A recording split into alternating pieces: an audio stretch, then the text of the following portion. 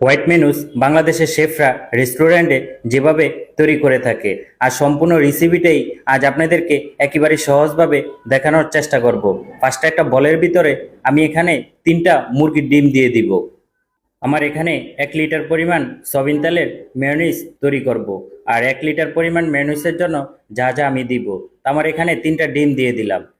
আমার এখানে 4 টেবিল চামচের মতো চিনি দিয়ে দিব, আর চিনির পরিমাণটা অবশ্যই আপনারা একটু বেশি দেওয়ার চেষ্টা করবেন, কারণ এই হোয়াইট মেনুসটা একটু মিষ্টি মিষ্টি ভাব আসবে, সেজন্য চিনির পরিমাণটা অবশ্যই আপনারা একটু বেশি দিয়ে দিবেন।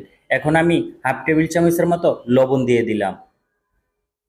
তারপরে এখানে গুঁড়া দুধ দিয়ে দিব, প্রায় 3 টেবিল চামচের মতো এখানে গুঁড়া দুধ আমি দিয়ে দিব। আপনারা আপনাদের পরিমাণ অনুযায়ী আপনারা দিলে হবে। আপনারা যদি অল্প করে করেন তাহলে অল্প করে সব কিছু দেওয়ার চেষ্টা করবেন। আমি এখানে হোয়াইট পেপার দিয়ে দিলাম হাফ টেবিল চামচ। তারপর এখানে লেবু দিয়ে দিব, ছোট একটা সাইজের লেবু দিয়ে দিতে পারেন, অথবা বড় লেবু হলে অর্ধেক দিতে পারেন। এখন আমি সবগুলো ইনগ্রেডিয়েন্টস একসাথে ভালো করে মিক্স করে নিব। এভাবে করে আপনারাও ভালো করে মিক্স করে নেবেন, কারণ এই মিক্সটা খুবই ভালো করে করতে হয়। কারণ এই মিক্সটা যদি ভালো না হয় তাহলে কিন্তু আপনার মেনুস তৈরি হবে না, এমনকি আপনি তেল যত দিবেন ততই কিন্তু ফেটে যাবে। কারণ এই মিক্সটা খুবই ভালো করে যত্ন সহকারে করতে হয়। তো এখন আমার মিক্স হয়ে গেছে, আমি এখন তেল দিয়ে দিব।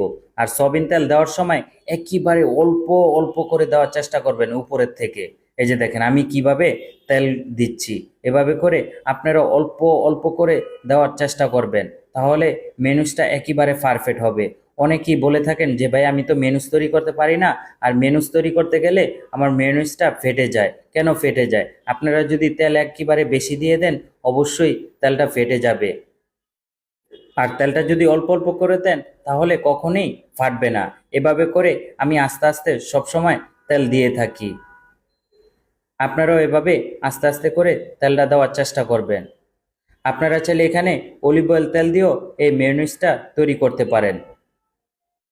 আর বাংলাদেশে বেশিরভাগ রেস্টুরেন্টই সয়াবিন তেল দিয়েই মেয়োনিজটা তৈরি করে থাকে। যত বড় বড় রেস্টুরেন্ট বলেন না কেন, এই সয়াবিন তেল দিয়ে মেনুসটা তৈরি করে থাকে। এমনকি সেম প্রসেসে মেনুস তৈরি করে তারপরে বিভিন্ন ফ্লেভার করা যায়।